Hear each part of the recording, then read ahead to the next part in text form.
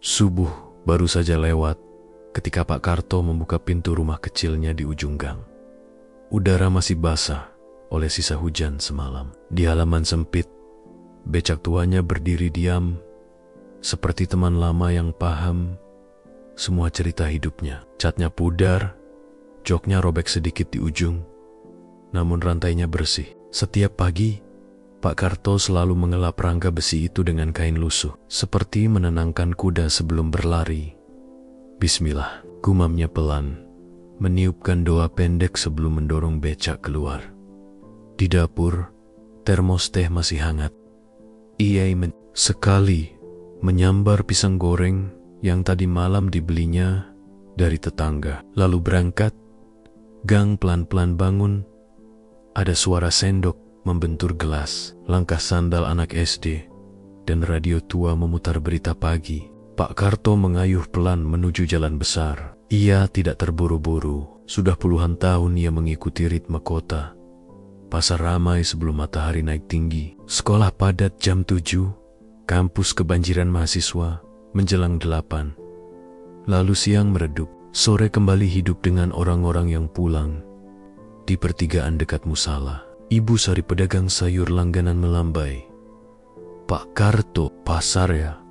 Seperti biasa. Monggo Bu, jawab Pak Karto dengan senyum yang membuat keriputnya berkumpul. Ia menuntun becak agar Ibu Sari bisa naik tanpa repot. Tasnya taruh sini, biar aman. Roda becak mulai berputar, menelan jarak sedikit demi sedikit. Ibu Sari bercerita tentang harga cabai yang naik lagi, tentang anak bungsunya yang minta seragam baru. Pak Karto mendengarkan, sesekali menimpali, lebih sering mengangguk. Ia hafal suara para penumpangnya. Ada yang suka mengeluh, ada yang suka bercanda, ada yang suka diam dan menatap jalan. Semua ditampungnya dengan tenang. Sampai di pasar, Ibu Sari menepuk bahu Pak Karto dan menyelipkan uang. Lebih Bu, terlalu banyak, katanya mengembalikan selembar. Saya cuma nganter, bukan ngangkut dunia. Ibu Sari tertawa. Wis, simpen, biar becaknya bisa ganti ban. Pak Karto menggeleng, namun tidak memaksa lagi. Ia tidak pernah serakah. Setelah Ibu Sari turun, ia parkir di pinggir jalan, mengusap keringat dengan handuk kecil. Di seberang, truk-truk besar melintas. Di badan salah satunya ada logo biru bertuliskan Langit Selatan Transport. Pak Karto menatapnya sekejap. Bibirnya menipis, seperti menahan sesuatu yang ingin keluar. Senyum, kenangan. Ia mengalihkan pandangan sebelum pikirannya pergi terlalu jauh. Jam 7 kurang. Seorang remaja putus asa berdiri di tepi jalan. Tasnya besar, kertas-kertas ujian menjuntai. Pak, kampus barat bisa?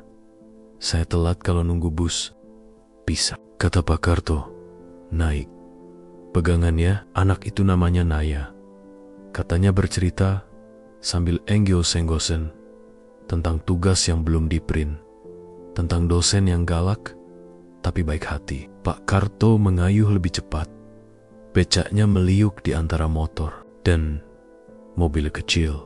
Ia tahu jalur pendek, tahu lubang-lubang yang harus dihindari, tahu kapan harus mengalah dan kapan harus minta jalan.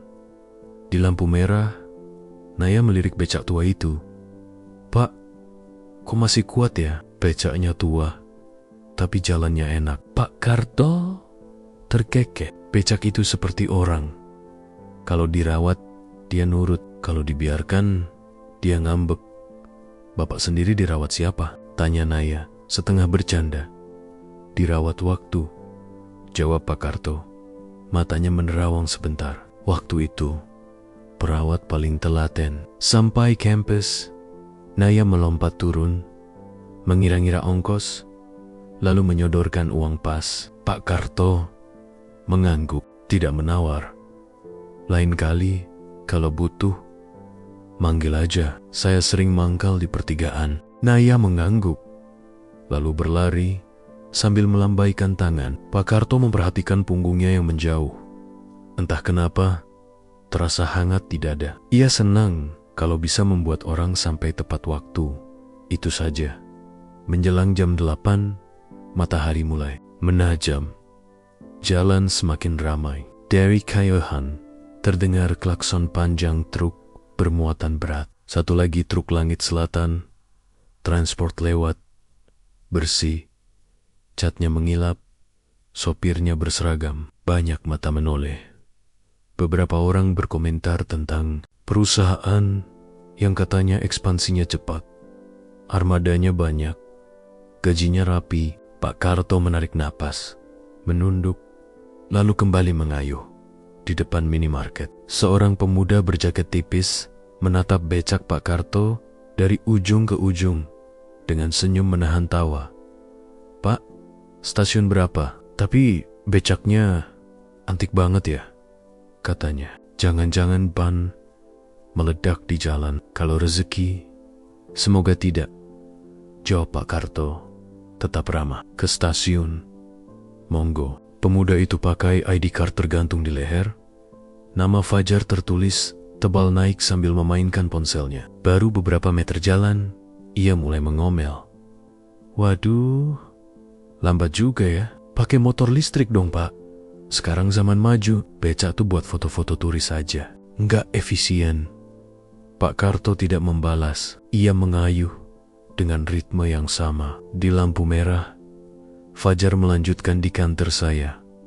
Kalau ada yang lambat, langsung digusur. Harus lincah, cepat, visioner. Kayak bos-bos besar itu. "Enggak, data. Model begini, mau sampai kapan bertahan, Pak? Dunia berubah." "Loh," Pak Karto menoleh sedikit, tersenyum tipis. "Dunia memang berubah, tapi tidak semua yang lama harus hilang." Fajar mendengkus. "Kuno, kalau saya jadi pemimpin, saya turunkan semua kendaraan tua, buang, bikin yang baru, keren. Kayak perusahaan apa ya? Namanya Langit Selatan itu. Bosnya pasti nggak ada waktu lihat becak begini." Pak Karto menahan tawa yang datang dari tempat yang hanya dia tahu. "Mungkin," katanya ringan. Sampai di stasiun, Fajar turun tanpa banyak terima kasih. Ia mengangsurkan uang dengan 2 jari, seperti memberi tip pada pengamen. "Nih, gak usah kembalian. Rezeki panjenengan, rezeki saya juga," kata Pak Karto pelan. Ia menatap uang itu sejenak, lalu menerima. Fajar sudah pergi, terpaku pada ponselnya, mengabarkan sesuatu pada grup kantor yang entah apa. Pak Karto menghela napas. Ia bukan marah, hanya merasa ingatan lama terangkat ingatan ketika ia sendiri pernah muda dan merasa paling tahu. Ia memincingkan mata, menatap rel yang memanjang. Kereta lewat, mengibaskan angin. Orang-orang bergegas. Kota bergerak dalam nadanya sendiri. Siang, matahari tegak. Pak Karto menepi di bawah pohon asam tua di dekat balai desa. Ia mengambil bekal dari tas kain, nasi, tempe orek, sambal. Sederhana, tapi selalu habis. Setelah makan, ia meneguk teh dari botol kecil. Ponsel kecilnya model lama dengan tombol berbunyi pelan. Hanya getar, ia membuka pesan yang masuk. Rapat direksi dimajukan. Ke-14,0 agenda. Ekspansi rute timur. Audit armada. Program bantuan sopir. Mohon konfirmasi kehadiran. Pesan itu singkat, formal, tanpa nama pengirim, hanya nomor yang disimpannya dengan huruf biasa. Ia menatap lama layar kecil itu. Di bawah pohon asam, suara daun berisik seperti bisik-bisik. Pak Karto mematikan layar, memasukkan ponsel ke saku. Ayai malahat jam. Tangan bututnya masih lama, katanya sendiri. Masih bisa narik 2 atau 3 kali. Ia berdiri, merapikan becak, dan kembali ke jalan. Sore, awan menipis. Jalan kembali padat. Seorang ibu muda dengan anak balita minta diantar ke puskesmas. Seorang bapak tua minta diantar ke kantor pos untuk mengambil kiriman. Semua ditanganinya. Dengan sabar. Ketika matahari mulai miring, ia memutuskan berhenti di masjid dekat alun-alun untuk salat asar. Becaknya diparkir di bawah pohon ketapang. Ia masuk dengan langkah perlahan, berwudu, lalu duduk lama setelah salam, membaca doa yang mengalir seperti air. Keluar dari masjid, ia bertemu Pak RT yang sedang menenteng berkas. "Pak Karto, soal iuran warga bulan ini." Pak RT ragu, menatap pakaian lusuh, lalu menurunkan suara. "Kalau belum ada, besok atau lusa juga nggak apa-apa." Pak Karto tersenyum lembut. "Insya Allah, hari ini." Ia membuka dompet kainnya yang tipis, menyelipkan sejumlah uang cukup untuk iuran 3 bulan sekaligus. Pak RT terbelalak. "Loh Pak, kok banyak?" "Biar kalau saya sibuk, nggak nunggak," jawabnya singkat. Pak RT mengangguk-angguk, bingung sekaligus lega. "Matur nuwun, Pak Karto, panjenengan itu ya?" Saja. Pak Karto hanya menunduk. Ia tahu, dari luar, orang hanya melihat bajunya yang pudar dan becaknya yang tua. Mereka tidak tahu isi pikirannya, tidak tahu lengkol-lengkolnya setelah senja turun. Dan itu tidak apa-apa. Menjelang maghrib, kota berubah warna. Lampu-lampu menyalakan cerita baru. Pak Karto mengayuh pulang melewati jalan memutar. Berhenti sebentar di depan sebuah kantor bertingkat yang kacanya memantulkan langit. Di lobi, logo Langit Selatan, transport menyala, biru tegas. Pegawai keluar masuk. Satpam berdiri tegak dari keyahan. Pak Karto hanya menatap, lalu menunduk, dan kembali mengayuh. Tidak ada yang memperhatikan tukang becak tua itu, dan memang seharusnya begitu. Sampai di rumah, ia mendorong becak masuk pekarangan. Ia menyalakan lampu bohlam yang redup, menutup pintu, lalu duduk di kursi rotan.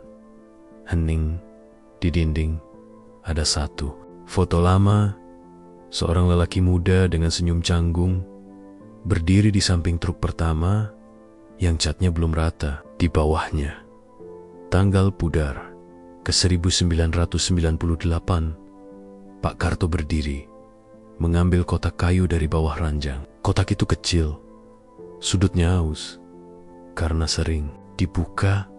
Di dalamnya ada beberapa lembar kertas, pena hitam, dan buku catatan bersampul kain. Ia membalik halaman-halaman yang penuh tulisan tangan rapi, daftar rut, nama-nama sopir, catatan bantuan untuk keluarga sopir yang sakit, rencana penggantian suku cadang. Di halaman paling belakang, menempel secarik kertas dengan kalimat pendek. "Kalau kau ingin berjalan jauh, pastikan orang-orang di belakangmu ikut maju." Ia menutup kotak, menatap jam dinding. Hampir jam 7 malam. Ia berdiri, membasuh muka, mengganti baju dengan kemeja bersih yang warnanya mulai pudar. Di sermon, wajah tuanya menyapa. Rambut memutih, mata teduh, keriput yang seperti peta perjalanan. Ponsel kecilnya bergetar lagi. Ia menggangket. "Assalamualaikum." Suara di seberang langsung pelan. "Waalaikumsalam. Pak, driver sudah menunggu di Gang Ujung. Rapat jam 2. Mau langsung ke kantor atau mampir dulu?" Pak Karto melirik keluar jendela. Jalan gang tampak sepi. "Mampir dulu," katanya. "Ke rumah Bu Ati di pojokan. Titip amplop yang biasa. Jangan sebut dari siapa." "Siapa?" Telepon ditutup. Pak Karto mematikan lampu ruang tengah, menyampirkan jaket tipis, lalu membuka pintu. Malam menelan suara langkahnya. Becak tua di halaman tetap diam, menyimpan kisah pagi dan siang, menunggu subuh berikutnya. Di Yujang Gang, sebuah mobil hitam berhenti dengan lampu menyala lembut. Pintu belakang terbuka. Pak Karto menoleh sebentar pada rumahnya, lalu melangkah masuk. "Pelan saja," katanya pada sopir. "Kita masih punya waktu."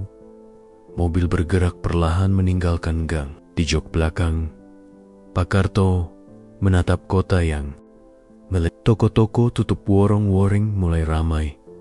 Truk-truk langit selatan melaju ke arah luar kota, mengantar apapun yang harus sampai tepat waktu. Di matanya yang tua, ada ketenangan yang tidak mudah dibaca orang. Pagi tadi, seorang pemuda bernama Fajar menertawakan becaknya. Besok atau lusa, mungkin pemuda itu akan berdiri di ruang rapat yang sama, memaparkan laporan dengan suara bergetar. Dunia kecil, pikir Pak Karto. Orang bertemu lagi dalam bentuk yang berbeda-beda. Untuk malam ini, ia cukup bersyukur. Becak tuanya masih kuat, lututnya masih patuh, dan waktunya si perawat paling telaten masih sudi berjalan bersamanya. Di dashboard mobil, jam digital berubah angka. Ke 19,05 rapat masih 2 jam lagi. Dan kota, seperti biasa, tetap bergerak dalam nadanya sendiri. Pak Karto menutup mata sejenak, menghemat tenaga. Ada perjalanan panjang yang terus ia jaga, sekaligus dirahasiakan. Dan besok, subuh, akan datang lagi. Becak tua itu, di ujung gang, akan kembali mengucap salam pada jalan. Malam itu, mobil hitam yang membawa Pak Karto meluncur pelan, melewati jalan kota yang basah sisa gerimis. Dari luar, ia tampak seperti penumpang biasa. Seorang kakek tua dengan jaket pudar, duduk tenang sambil sesekali melirik jalan. Tapi di dalam, hanya dirinya yang tahu bahwa ia sedang menuju ruang rapat tempat keputusan besar akan diambil, keputusan yang kelak menentukan arah ribuan pegawai dan puluhan ribu keluarga. Sopir yang setia, seorang pria berumur 30-an bernama Harun, melirik melalui kaca spion. "Pak, kita langsung ke kantor pusat ya? Atau mampir dulu ke rumah Bu Ati?" Pak Karto menoleh pelan. "Mampir dulu. Kasih amplopnya. Jangan lupa bilang itu rezeki titipan. Jangan sebut nama saya." Harun mengangguk.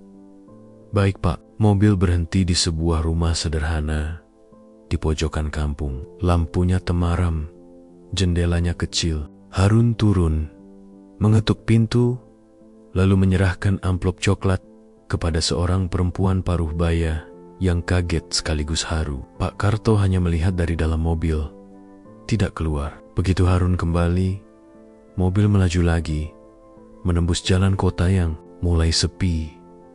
"Pak," kata Harun setelah hening cukup lama, "kenapa Bapak masih saja narik becak?" Orang kantor tidak tahu. Kalau mereka tahu, pasti kaget. Mereka lihat Bapak datang dengan becak lusuh, bisa geger. Pak Karto tersenyum tipis.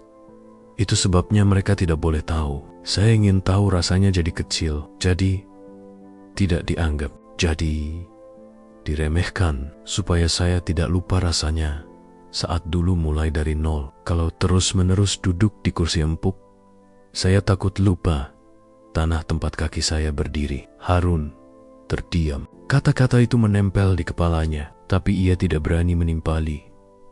Aula kaca kantor pusat langit selatan transport tampak megah malam itu. Gedung 15 lantai, berdiri kokoh, dengan dinding kaca berkilau, memantulkan lampu kota. Logo biru perusahaan terpampang besar di depan, seolah menjadi bintang penunjuk arah. Pegawai malam masih lalu lalang. Satpam berseragam lengkap memberi hormat ketika mobil hitam masuk ke basement parkir. Pak Karto turun dengan langkah tenang. Jaket lusuhnya diganti dengan jas hitam sederhana, bukan jas mahal yang berkilau, tapi cukup rapi untuk menutupi siapa dia. Keriput wajahnya tetap jelas, namun sorot matanya berubah. Dari tatapan becak di jalan menjadi tatapan pemimpin di medan perang. Lift berhenti di lantai 12, tempat ruang rapat direksi berada. Di sana sudah menunggu beberapa orang dengan pakaian mahal, jas mengilap, dasi sutra, sepatu mengkilap. Mereka berdiri ketika pintu terbuka. "Selamat malam, Pak Direktur Utama," sapa mereka hampir serempak. Pak Karto mengangguk singkat. "Selamat malam, Mari kita mulai. Ruang rapat luas itu dipenuhi layar proyektor, tumpukan berkas, dan aroma kopi hitam. Di meja panjang, para direktur duduk, menunggu giliran bicara. Direktur keuangan, seorang pria muda energik, bernama Fajaria. Pemuda yang tadi siang menertawakan becaknya, tanpa tahu siapa lawannya memaparkan laporan. Suaranya lantang, penuh percaya diri. Pertumbuhan perusahaan kuartal ini naik 14%. Armada truk bertambah 350 unit. Dan ekspansi jalur timur berjalan lancar. Namun saya punya usulan, Pak, katanya sambil menoleh pada Pak Karto. Menurut saya, kita perlu menyingkirkan armada lama. Semua harus diganti. Baru, supaya citra perusahaan modern, efisien, dan tidak ketinggalan. Beberapa direktur lain mengangguk setuju. Fajar melanjutkan dengan semangat. Jika kita buang yang tua, kita akan terlihat lebih profesional. Orang akan percaya bahwa Langit Selatan adalah perusahaan masa depan. Tidak ada kesan jadul. Bahkan sopir-sopir tua yang lambat, kalau bisa diganti dengan yang lebih muda. Ruang rapat hening sejenak. Semua mata beralih pada Pak Karto. Ia diam, menatap layar sejenak, lalu menatap Fajar dengan pandangan yang dalam, namun tidak marah. Jadi menurutmu, kata Pak Karto perlahan, yang tua tidak ada gunanya. Tanpa sadar, menegakkan badan. Bukan begitu, Pak. Tapi dunia ini cepat. Yang tua sering memperlambat. Kalau kita mau bersaing, kita harus berani tegas. Pak Karto menyandarkan punggungnya, menghela napas panjang. Lalu ia mulai bercerita. 25 tahun lalu, ada seorang sopir tua. Rambutnya sudah memutih, tangannya gemetar. Ia truk pertama kami. Waktu itu, orang bilang ia lambat. Tapi, tahu tidak, dialah yang pertama kali membawa barang kita menembus banjir di jalur selatan. Kalau bukan karena dia, mungkin perusahaan ini tidak dikenal. 10 tahun kemudian, ada becak tua di pasar, catnya pudar, bannya tipis. Tapi justru becak itulah yang sering membantu orang sampai rumah ketika tidak ada kendaraan lain. Kau tahu kenapa saya ceritakan ini? Semua orang menatap, menunggu. Karena yang tua bukan berarti tidak berguna. Lanjut Pak Karto. Suaranya tenang tapi penuh bobot. Yang tua membawa cerita, pengalaman, dan nilai. Kalau kita singkirkan yang tua hanya karena penampilan, kita sedang menyingkirkan sejarah kita sendiri. Perusahaan ini tidak berdiri karena mesin baru. Perusahaan ini berdiri karena orang-orang yang setia. Dan saya tidak akan biarkan siapapun melupakan itu. Ruang rapat hening. Fajar menelan ludah. Wajahnya memerah. Ia tidak berani menatap lagi. Di balik senyum tua rapat berjalan hingga hampir tengah malam. Banyak keputusan diambil. Ekspansi jalur timur tetap jalan. Tapi dengan catatan, armada lama yang masih layak pakai harus tetap dirawat. Program bantuan sopir tua ditambah anggaran, dan sebuah beasiswa baru untuk anak-anak sopir diumumkan. Semuanya ditandatangani langsung oleh Pak Karto. Ketika rapat bubar, beberapa direktur bergegas pergi. Hanya Fajar yang masih duduk terpaku. Kertas-kertas di depannya belum dibereskan. Pak Karto menghampirinya. Kamu tadi siang naik beca, bukan? Tanya Pak Karto tiba-tiba. Fajar kaget, hampir menjatuhkan pena.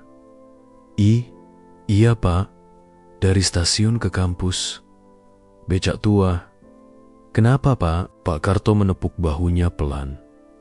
Jangan remehkan becak tua itu. Bisa jadi, suatu hari, justru dia yang membawamu ke tempat yang tidak pernah kamu bayangkan. Fajar bingung, tidak mengerti. Pak Karto hanya tersenyum, lalu melangkah pergi, meninggalkan pemuda itu dengan pikiran bercampur aduk. Pulang sebagai tukang becak malam makin larut. Mobil hitam kembali mengantarkan Pak Karto ke gang kecil, tempat rumah sederhananya berada. Ia turun, melepas jas, menggantinya dengan jaket lusuh. Harun mengangguk hormat sebelum mobil pergi. Pak Karto menatap becak tuanya yang diam di halaman. Ia mengelus setangnya pelan. "Besok kita jalan lagi, ya," bisiknya bagi orang-orang kampung. Besok pagi hanyalah hari biasa. Mereka akan melihat seorang tukang becak tua kembali mengayuh di jalan, menjemput penumpang, menerima tatapan remeh, atau mungkin tawa sinis. Tapi di balik itu, tak ada yang tahu bahwa setiap malam ia duduk di ruang rapat, memimpin ribuan armada, dan menentukan arah perusahaan raksasa. Dan itulah rahasia terbesar Pak Karto, seorang konglomerat yang memilih hidup sebagai tukang becak, agar ia tetap ingat bahwa kerendahan hati jauh lebih bernilai daripada 1000 kursi empuk. Pagi itu, seperti biasa, Pak Karto sudah duduk di becaknya sebelum azan subuh selesai berkumandang. Udara dingin menusuk tulang, namun ia tetap tersenyum sambil mengusap setang besinya. Becak tua itu selalu jadi saksi bisu kehidupannya. Ia mengayuh pelan ke arah pasar. Jalan masih sepi, hanya beberapa motor sayur yang lewat. Di pertigaan, ia bertemu dengan Naya, mahasiswa yang kemarin sempat ia antar ke kampus. "Pak, pas banget, saya telat lagi. Boleh diantar ke kampus?" seru Naya. Napasnya ngos-ngosan sambil membawa map tebal. Pak Karto tersenyum. Pegangan yang kuat. Di jalan, Naya memperhatikan cara Pak Karto mengayuh. Meski tua, kayuhannya stabil, seperti orang yang tahu arah hidupnya. Namun kali ini, ada yang berbeda. Pagi itu, Naya melihat sesuatu yang membuatnya heran. Di saku dalam jaket lusuh Pak Karto, terselip sebuah pena berwarna emas. Pena itu bukan sembarangan. Jelas, bukan barang murah. Naya, yang sering membantu ayahnya di toko alat tulis, tahu betul pena itu buatan luar negeri dan harganya bisa jutaan, Pak. "Pena Bapak bagus banget ya. Dari mana belinya?" tanya Naya dengan polos. Pak Karto terdiam sejenak, lalu tersenyum samar. "Hadiah dari teman lama." Naya mengangguk, tapi rasa penasarannya belum hilang. Mulut tetangga siang harinya, ketika Pak Karto menepi di warung kopi dekat terminal. Beberapa tukang becak lain sudah duduk sambil menyeruput teh manis. Mereka menyapanya ramah, tapi percakapan segera berubah jadi bisik-bisik. "Kalian tahu nggak, si Pak Karto itu aneh," kata seorang tukang becak berperut buncit. "Aneh gimana?" sahut yang lain. "Kemarin aku lihat dia bayar iuran kampung 3 bulan sekaligus. Lah kita aja sebulan, kadang telat. Dari mana duitnya? Bisa aja dia dapat kiriman anaknya di kota." Tebak yang lain. "Anaknya?" Katanya dia sendirian, gak punya keluarga. Obrolan makin ramai. Ada yang bilang mungkin Pak Karto menang undian. Ada yang bilang dia simpan uang hasil kerja keras puluhan tahun. Ada juga yang curiga dia punya pekerjaan sampingan misterius. Pak Karto hanya tersenyum mendengar bisik-bisik itu. Ia tidak pernah membantah, juga tidak pernah menjelaskan. Baginya, biarlah orang menebak. Kebenaran tak perlu selalu diumbar. Fajar yang terkejut sore itu, tanpa sengaja, Fajar si pemuda arogan yang kemarin menertawakan becaknya berpapasan lagi dengan Pak Karto di stasiun. Ia baru saja turun dari kereta setelah perjalanan dinas dari luar kota. Dengan setelan jas kasual dan koper, ia terlihat percaya diri. "Loh, ini becak kemarin," katanya sambil tertawa kecil. "Pak, masih kuat aja ya? Saya kira udah pensiun." Pak Karto tersenyum ramah. "Kalau badan masih bisa, kenapa harus berhenti?" Fajar menggeleng. "Bapak ini aneh. Dunia udah maju, orang lain sibuk pakai mobil atau motor, Bapak masih aja di becak." Pak Karto tidak menanggapi. Ia hanya menunggu, karena Fajar terlihat kebingungan mencari taksi.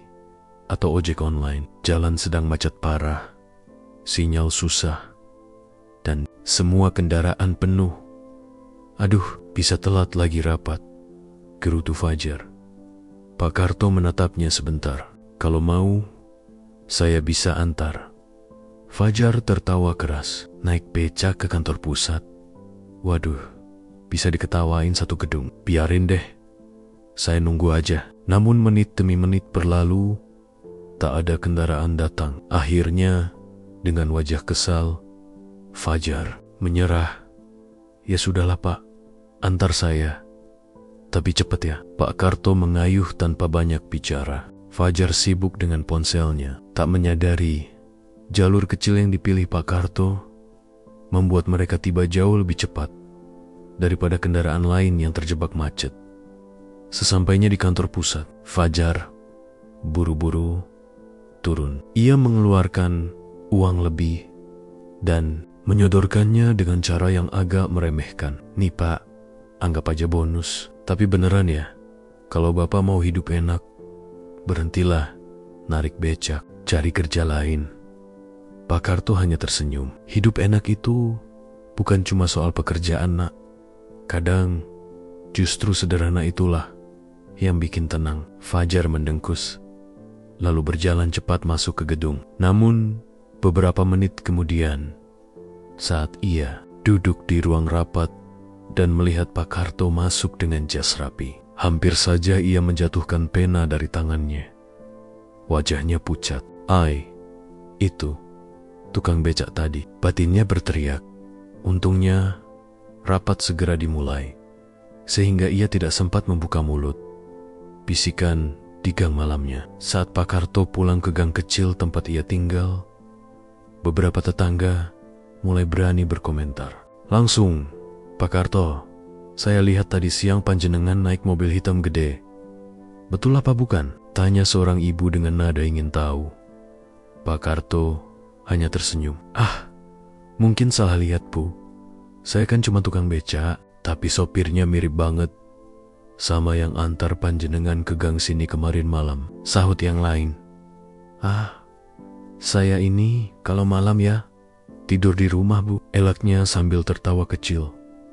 Tetangga-tetangga itu saling pandang, curiga namun tak punya bukti. Pak Karto lalu masuk ke rumah, menutup pintu. Di dalam, ia duduk di kursi rotan, menatap becak tuanya di halaman lewat jendela. Di tangannya, ia menggenggam sebuah buku catatan kecil, penuh coretan rencana ekspansi perusahaan. Rahasia ini lama-lama akan tercium juga, gumamnya pelan. Tapi semoga orang yang menemukannya adalah orang yang siap belajar, bukan orang yang hanya mau menertawakan. Naya mulai curiga. Keesokan harinya, Naya kembali naik becak Pak Karto. Tapi kali ini ia duduk diam, memperhatikan. Setelah perjalanan, ia melihat dompet Pak Karto jatuh ketika ia turun. Bukan dompet biasa, dompet kulit asli, meski sudah agak usang, dengan logo perusahaan internasional. Naya mengambilnya cepat. Saat ia membuka untuk memastikan itu milik Pak Karto, matanya terbelalak. Di dalam dompet itu bukan hanya ada uang yang lebih dari cukup, tapi juga sebuah kartu identitas bertuliskan Karto Suandi, Direktur Utama PT Langit Selatan Transport. Naya terdiam. Tangannya bergetar. Ia buru-buru menutup dompet itu dan menyerahkannya kembali. Pak, dompetnya jatuh, katanya gugup. Pak Karto menerimanya dengan tenang. Matur nuwun nak. Naya ingin bertanya lebih jauh, tapi lidahnya keluh. Ia bisa menatap punggung Pak Karto yang perlahan mengayuh becak, seolah-olah tak pernah terjadi apa-apa di dalam hati. Naya tahu, rahasia besar telah ia temukan. Namun ia belum tahu, apakah harus menyimpannya sendiri atau membongkarnya pada dunia. Pagi masih berkabut tipis ketika becak tua Pak Karto meluncur pelan di jalanan kota. Suasana seperti biasa, riuh pasar, anak sekolah berlari, pedagang asongan menata barang dagangan. Namun, hari itu ada sesuatu yang berbeda. Seorang gadis muda duduk di bangku becak dengan wajah gelisah, seperti menyimpan beban. Gadis itu adalah Naya. Sejak kemarin, ia tidak bisa tidur nyenyak. Gambar kartu identitas di dompet Pak Karto masih jelas terbayang di kepalanya. Direktur Utama PT Langit Selatan Transport. Tidak masuk akal. Bagaimana bisa seorang konglomerat besar yang menguasai ribuan truk justru memilih hidup sebagai tukang becak lusuh? Ia ingin bertanya. Tapi setiap kali melihat wajah teduh Pak Karto, lidahnya terkunci. Kenapa diam saja nak? Biasanya kamu cerewet sepanjang jalan, tanya Pak Karto sambil tetap mengayuh. Suaranya tenang. Nggak apa-apa Pak, jawab Naya cepat, mencoba tersenyum. Tapi senyum itu lebih mirip senyum canggung. Pak Karto menatap lewat kaca spion kecil di becaknya. Ia tahu gadis itu sedang menyimpan sesuatu. Namun, ia tidak mendesak. Ia percaya setiap orang punya waktu sendiri untuk bicara. Fajar yang penasaran sementara itu di kantor pusat Langit Selatan Transport. Fajar masih gelisah. Rapat 2 malam lalu tidak pernah hilang dari pikirannya. Sosok tukang becak lusuh yang tiba-tiba menjelma jadi direktur utama membuatnya tarimbangaming antara malu, bingung, dan penasaran. Masak iya, tukang becak di stasiun itu orang yang sama. Tapi wahannya sama persis, gumamnya di meja kerja. Ia mencoba mencari tahu lewat arsip perusahaan. Di layar komputernya muncul nama Karto Suwandi. Lahir di sebuah desa kecil di Jawa Tengah. Memulai usaha transportasi dari 1 truk tahun ke 1998. Hampir tidak ada foto terbaru, kecuali 1 gambar lama dengan rambut hitam dan senyum sederhana. Fajar membandingkan foto itu dengan wajah tukang becak yang ia temui. Sama, tidak salah lagi. Kenapa beliau masih narik becak? Bisiknya, bingung. Rasa ingin tahunya membuncah. Ia memutuskan untuk mencari tahu lebih dalam, meski dengan cara yang licik. Rencana mengikuti sore itu. Ketika rapat selesai, Fajar sengaja menunggu di lobi gedung. Ia pura-pura sibuk dengan ponselnya, padahal matanya memperhatikan setiap orang yang keluar. Benar saja, tak lama kemudian, Pak Karto muncul dengan langkah tenang, tanpa pengawalan, tanpa atribut mewah. Bukannya masuk ke mobil dinas Pelayo Jastru, menyeberang jalan, masuk ke sebuah gang sempit. Fajar buru-buru mengikutinya dari jauh. Gang itu remang, rumah-rumah kecil berjajar rapat, sampai akhirnya Pak Karto berhenti di depan rumah sederhana dengan becak tua terparkir di halaman. Ia membuka pintu, masuk begitu saja. Fajar berdiri jauh di ujung gang, melongo. Jadi benar, beliau tinggal di rumah kecil begini, dan becak itu milik beliau. Ia hampir tidak percaya. Naya bimbang malam itu. Naya duduk di kamar kosnya. Dengan wajah murung, ia menatap dompet kecil miliknya. Lalu ingat kembali dompet Pak Karto dengan kartu identitas yang mengejutkan. Ia ingin menceritakan pada teman kos, tapi hatinya ragu. Kalau aku bilang, nanti malah dianggap bohong. Atau lebih parah, rahasia Pak Karto bocor dan banyak orang memanfaatkan, pikirnya. Namun di sisi lain, ia merasa tidak adil kalau orang-orang terus meremehkan Pak Karto. Orang-orang yang menertawakannya di jalan tidak tahu bahwa yang mereka hina adalah orang besar yang dengan sengaja menyamar. Harus gimana aku ini? Naya menutup wajah dengan kedua tangan. Pertemuan di warung kopi beberapa hari kemudian. Sebuah kebetulan mempertemukan 3 orang sekaligus. Di sebuah warung kopi dekat terminal, Pak Karto sedang duduk santai menyeruput teh hangat. Di saat bersamaan, Naya lewat dan menyapanya. Pak, lagi istirahat ya? Pak Karto tersenyum. Iya nak, sini duduk. Naya ragu sebentar, lalu duduk di bangku kayu. Ia hampir saja ingin membuka rahasia itu, ketika tiba-tiba seseorang lain datang. Fajar. Pak, kita ketemu lagi, kata Fajar dengan nada kaku. Wajahnya jelas menyimpan kegugupan. Pak Karto hanya tersenyum. Iya, nak. Sini, duduk, minum. Bareng, mereka bertiga duduk satu meja. Suasana jadi canggung. Naya gelisah, Fajar sibuk menahan rasa penasaran. Akhirnya, Fajar memberanikan diri. Pak, saya mau tanya, tapi jangan tersinggung.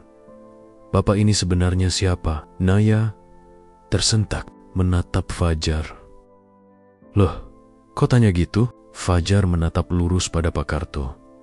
Saya sudah cari tahu. Nama Bapak sama dengan direktur utama perusahaan ini. Saya lihat sendiri. Bapak ikut rapat direksi. Tapi di sini orang kenal Bapak cuma tukang becak. Jadi, mana yang benar? Warung kopi mendadak hening. Beberapa tukang becak lain menoleh. Penasaran, Nia menandok. Jantungnya berdegup kencang. Pak Karto menghela napas panjang. Ia menatap dua anak muda di depannya.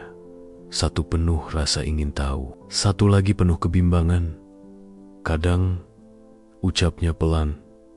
Hidup harus dijalani dengan cara yang tidak dimengerti orang lain. Kalau saya terus duduk di kursi empuk, saya bisa lupa rasanya jadi rakyat kecil. Dengan becak ini, saya belajar lagi arti sabar, rendah hati, dan syukur.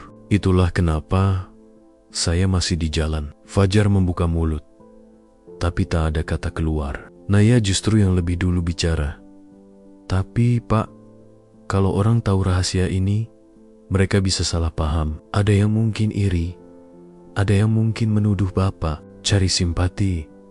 Apa Bapak nggak takut? Pak Karto tersenyum tipis. Kalau niat kita tulus, tidak perlu takut pada penilaian orang. Saya tidak mencari pengakuan. Saya hanya ingin tetap jadi manusia biasa, meski punya tanggung jawab besar. Warung kopi kembali ramai dengan obrolan lain. Tapi, bagi Naya dan Fajar, kata-kata itu menancap dalam. Bayangan masalah malam semakin larut. Setelah pertemuan itu, Fajar pulang dengan hati yang campur aduk. Ia malu karena dulu pernah menghina Pak Karto. Namun, rasa penasaran masih ada.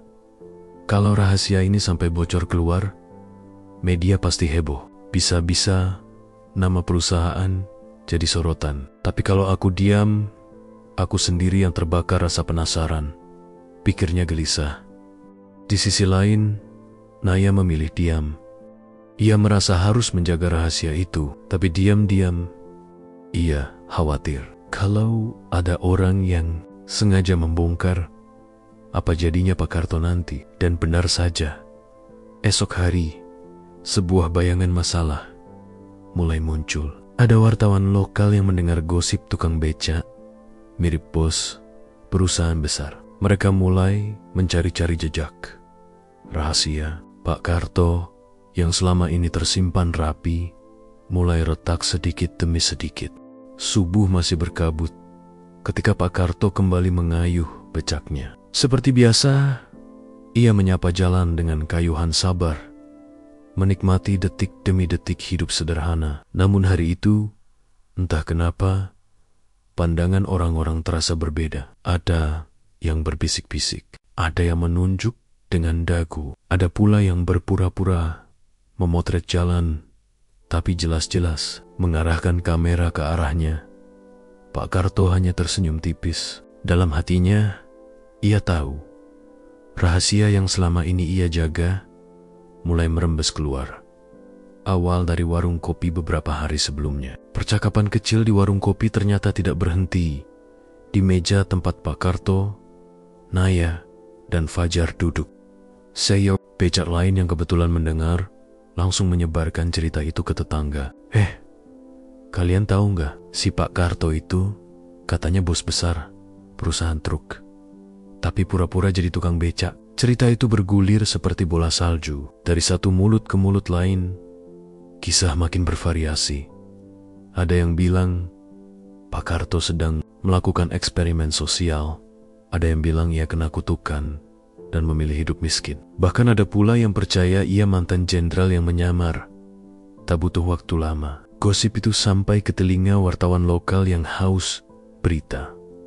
Wartawan mencari Jejak pagi itu, saat Pak Karto sedang menunggu penumpang di dekat pasar, dua orang pria muda mendekat dengan wajah penuh senyum. Mereka memperkenalkan diri sebagai wartawan dari sebuah media online.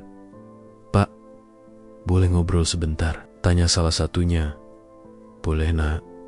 Tapi saya sambil nunggu penumpang ya," jawab Pak Karto tenang. Wartawan itu mulai melempar pertanyaan. "Bapak ini kan tukang beca di sini, tapi ada kabar katanya Bapak sebenarnya orang penting. Betul, Pak?" Pak Karto tertawa kecil. "Orang penting? Saya ini cuma orang tua yang narik becak buat makan sehari-hari." Wartawan saling pandang. Mereka mencoba memancing lebih jauh. "Tapi kami dapat info kalau Bapak mirip sekali dengan Direktur Utama PT Langit Selatan Transport. Wajahnya sama persis. Apa Bapak ada hubungan keluarga?" Pak Karto hanya tersenyum. "Kalau mirip, ya mungkin saudara Joe. Banyak orang di dunia ini yang wajahnya mirip kan." Mereka tidak puas, tapi tidak mendapat jawaban tegas. Wartawan itu akhirnya memotret Pak Karto sambil pura-pura membeli minuman di warung. Dalam hati mereka yakin, cerita ini bisa jadi berita besar. Naya gelisah sementara itu. Naya yang mendengar gosip makin menyebar jadi semakin resah. Di kampus, teman-temannya sudah mulai membicarakan, Nay, kamu kan sering naik beca ke kampus. Itu beneran ya? Tukang becak langgananmu itu bos perusahaan? Wah, kalau bener, berarti kamu tiap hari diantar konglomerat dong." Naya menyangkal. Nggak tahu. Jangan percaya gosip. Pak Karto orang baik. Itu aja yang penting. Namun dalam hatinya, ia takut. Kalau gosip ini jadi konsumsi publik, banyak orang akan datang bukan untuk menghormati, tapi untuk memanfaatkan Fajar. Di persimpangan Fajar juga makin terhimpit perasaan bersalah. Setiap kali rapat direksi, ia tidak bisa fokus. Sosok Pak Karto yang sederhana tapi bijaksana selalu menghantui pikirannya. Ia ingat betul bagaimana ia pernah menghina becak tua itu. Dan kini rahasia yang ia temukan malah menyebar tanpa kendalinya. Di meja kerjanya, Fajar menatap layar laptop. Beberapa rekan seangkatannya di kantor sudah mulai membicarakan gosip ini. Bahkan ada yang ingin menyelidiki lebih jauh. Kalau berita ini benar, gila banget. Bayangin, bos besar nyamar jadi tukang becak, bisa trending seminggu penuh. Fajar hanya terdiam. Dalam hatinya, ia tahu kalau gosip itu meledak, nama perusahaan bisa terguncang. Dan semua bermula dari ketidaksabarannya menahan mulut. Malam sunyi di rumah kecilnya, Pak Karto duduk sendirian di kursi rotan. Becak tua terparkir tenang di halaman, diterangi cahaya lampu jalan yang temaram. Ia membuka buku catatannya, membaca kembali coretan rencana, bantuan, dan beasiswa. Ia tahu waktunya semakin dekat. Rahasia yang ia jaga puluhan tahun tidak mungkin bisa ia tutupi selamanya. Tapi hatinya tetap tenang. Kalaupun dunia tahu, biarlah mereka tahu. Yang penting, aku tidak lupa siapa diriku, gumamnya pelan. Tiba-tiba ponselnya bergetar. Sebuah pesan dari Harun, sopir kepercayaannya. "Masuk, Pak." Beberapa wartawan mulai nongkrong di depan kantor pusat. Mereka bawa foto panjenengan waktu narik becak. "Bagaimana langkah kita?" Pak Karto menutup mata sebentar. Ia menarik napas panjang. Kelihatannya saatnya rahasia ini mulai terbuka, bisiknya. Esok yang menentukan esok harinya, jalanan kampung mendadak ramai. Bukan hanya penumpang yang biasa, tapi juga orang-orang asing dengan kamera, perekam suara, bahkan drone kecil yang terbang rendah. Mereka menunggu satu sosok, tukang becak tua bernama Pak Karto. Naya berdiri di tepi gang, hatinya cemas. Ia tahu Pak Karto tidak suka keramaian, apalagi jadi sorotan. Fajar juga datang. Wajahnya muram, merasa bersalah, karena sebagian besar gosip itu menyebar akibat dirinya. Dan benar saja, dari ujung gang, terlihat Pak Karto mendorong becaknya keluar. Dengan baju lusuh, senyum teduh, dan langkah sederhana, ia berjalan melewati kerumunan. Kamera langsung menyorot, kilatan flash menyambar. "Pak, betul Bapak ini Direktur Utama PT Langit Selatan Transport? Kenapa Bapak menyamar jadi tukang becak? Apa ini strategi perusahaan? Eksperimen sosial?" Pertanyaan bertubi-tubi menghujani. Namun Pak Karto tidak berhenti. Ia hanya tersenyum, naik ke becaknya, dan mulai mengayuh pelan, seolah kerumunan itu tidak ada. Di antara hiruk-pikuk itu, suara tenangnya terdengar jelas. "Saya ini cuma tukang becak. Kalaupun ada yang lain dalam diri saya, biarlah itu jadi urusan saya dengan Tuhan. Yang penting, jangan pernah meremehkan orang hanya karena penampilannya." Kata-kata itu membuat suasana hening sejenak. Wartawan saling pandang. Naya menetskan. Mata Fajar menunduk. Malu sekaligus kagum. Namun semua orang tahu, setelah hari itu, rahasia Pak Karto tak mungkin lagi sepenuhnya tersembunyi. Dunia akan terus mencari, menggali, dan mungkin menguji kesederhanaannya. Kabar tenteng tukang becak yang ternyata bos perusahaan besar meledak seperti bom. Dalam hitungan hari, hampir semua media online menurunkan berita dengan judul yang mengundang rasa penasaran. Misteri tukang becak lusuh yang ternyata konglomerat direktur utama perusahaan transportasi ternama ditemukan menyamar jadi tukang becak hidup sederhana. Harta melimpah.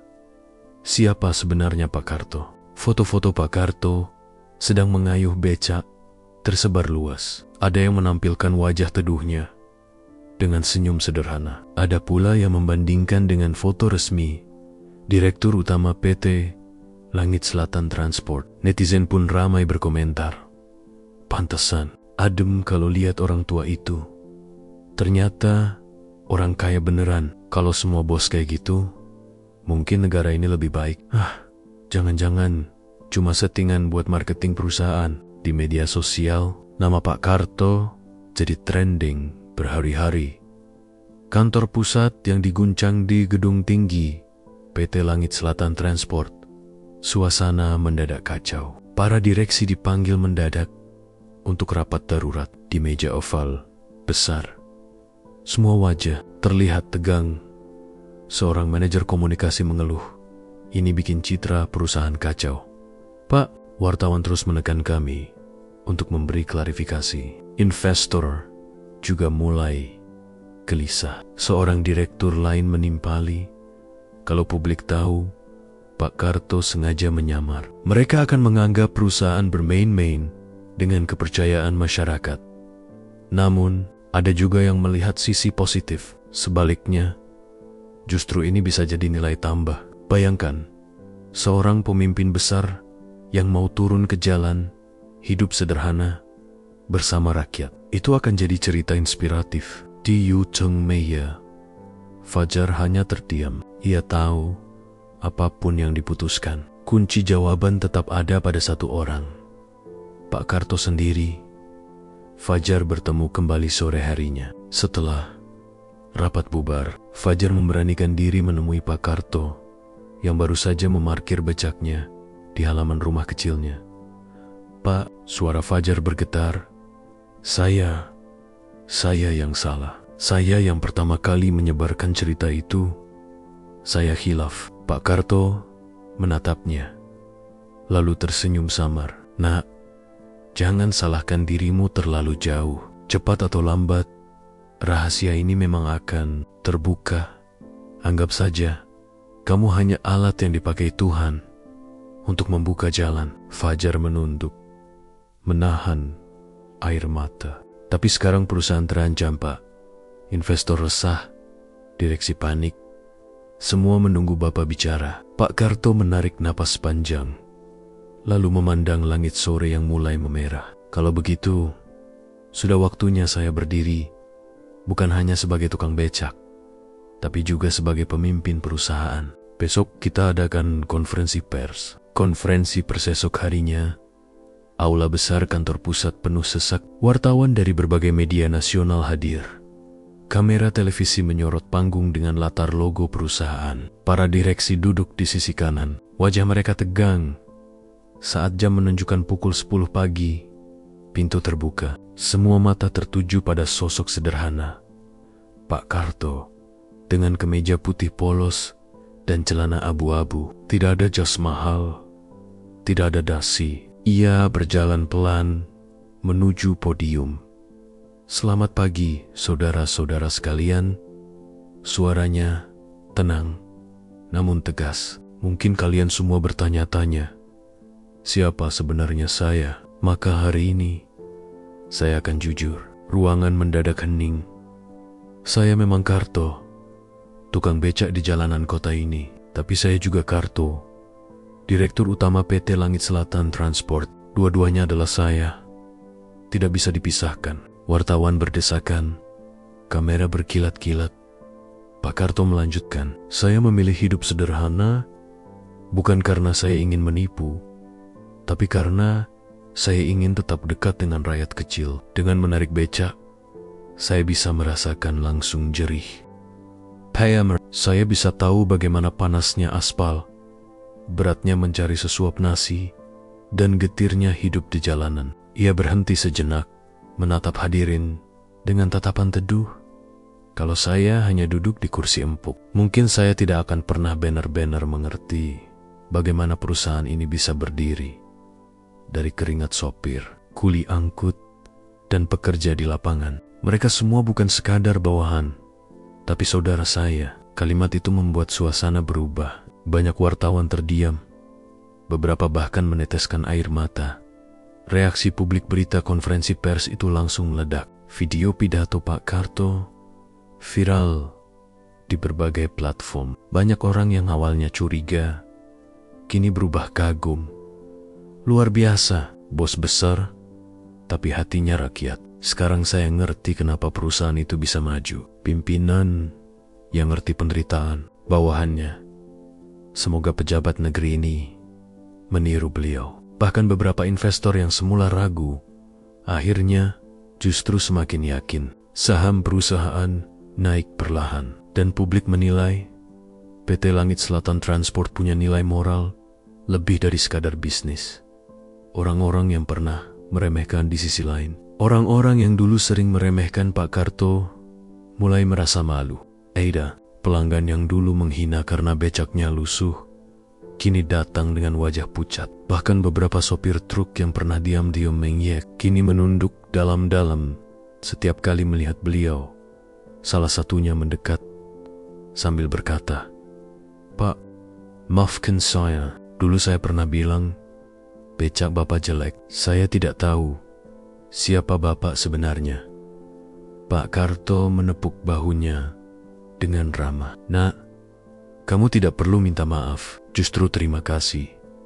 Karena kata-katamu mengingatkan saya untuk tetap rendah hati. Jangan pernah mengukur orang hanya dari yang terlihat." Naya yang bangga di kampus, Naya menjadi sorotan. Banyak mahasiswa mendekatinya, bertanya bagaimana rasanya sering diantar oleh seorang konglomerat. Namun Naya hanya tersenyum. Bagi saya, Pak Karto tetap sama. Orang baik yang selalu sabar mengayuh becaknya, tidak peduli siapa dia sebenarnya. Justru karena kesederhanaannya, saya belajar banyak. Malam penuh renungan malam itu, setelah semua hiruk pikuk mereda, Pak Karto duduk kembali di kursi rotannya. Becak tua masih terparkir di halaman. Ia menatap langit, lalu berbisik lirih, "Ya Allah, hari ini Engkau membuka rahasia yang selama ini kusimpan. Semoga dengan ini, aku tetap bisa menjaga hati, tetap bisa menjadi hambimu yang rendah diri." Angin malam berhembus lembut. Bagi Pak Karto, perjalanan belum selesai. Justru inilah awal dari ujian yang lebih besar. Bagaimana tetap sederhana di tengah pujian dunia.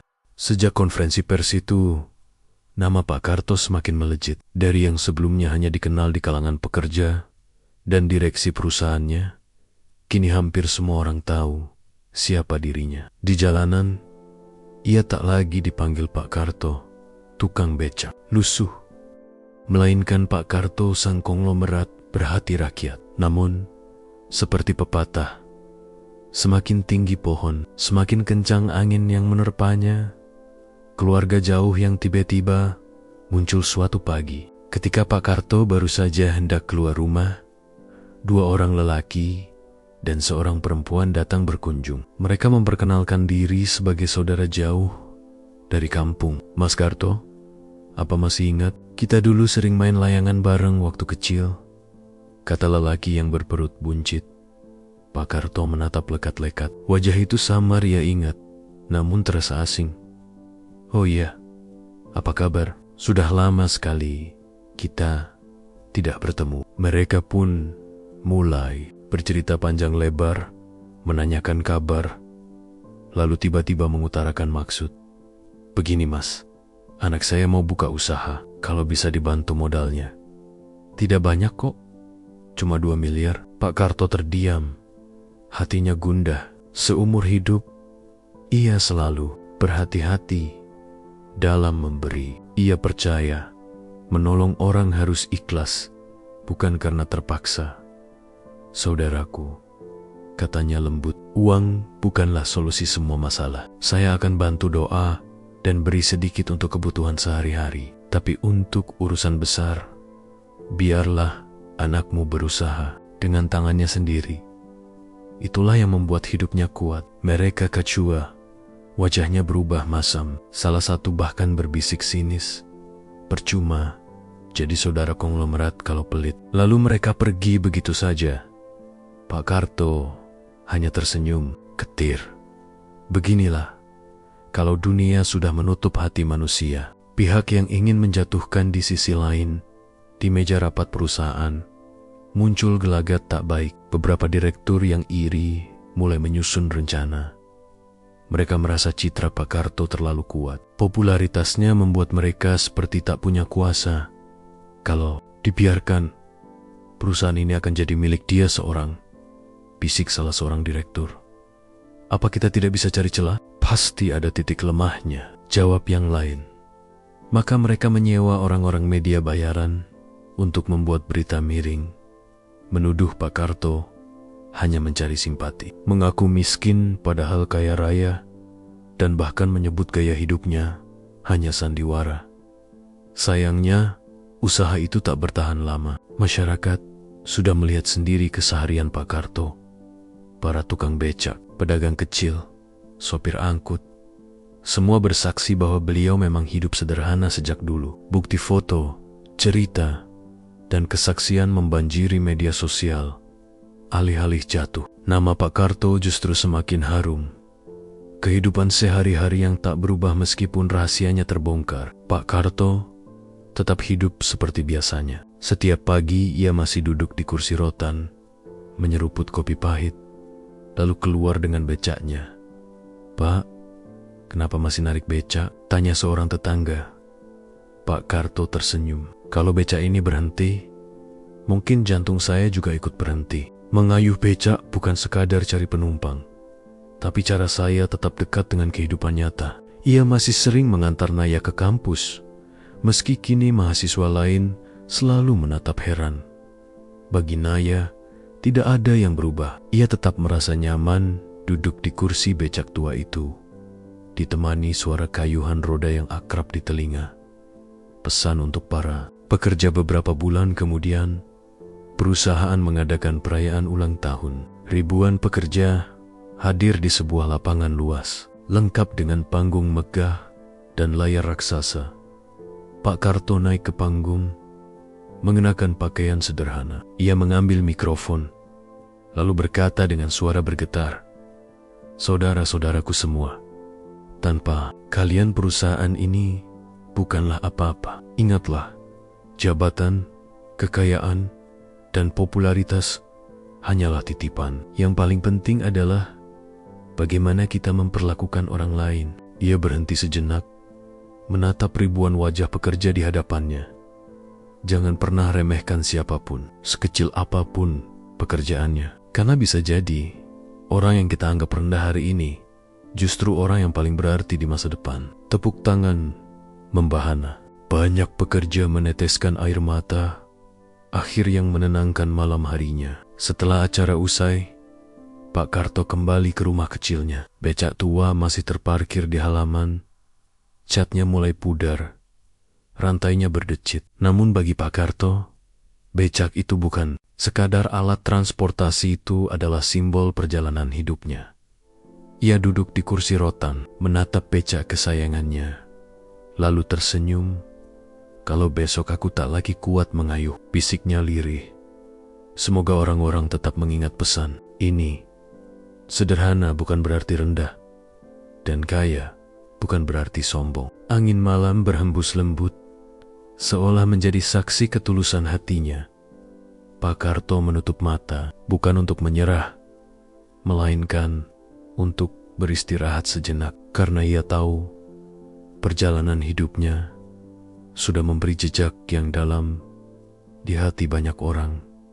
Dan begitulah kisah tukang becak tua yang diam-diam konglomerat berakhir, bukan dengan kemewahan atau pesta gemerlap, melainkan dengan ketenangan seorang lelaki yang setia pada prinsip hidupnya, rendah hati, sederhana, dan selalu bersama rakyat. Castle.